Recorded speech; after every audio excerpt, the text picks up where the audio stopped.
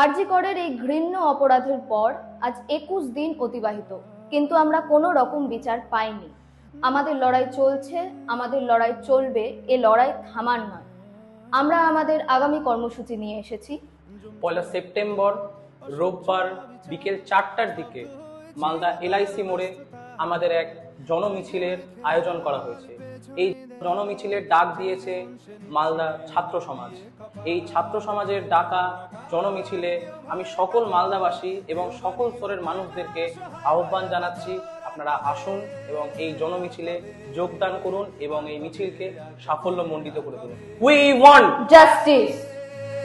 আর কবে আর কবে আর কবে আর কবে আর কবে আর কবে কণ্ঠ শক্তি পাবে, আর কবে চিত্ত স্বাধীন হবে, আর কবে সিক্ত হবে হৃদয়, আর কবে শির উঠে দাঁড়াবে, আর কবে আর কবে আর কবে আর কবে আর কবে।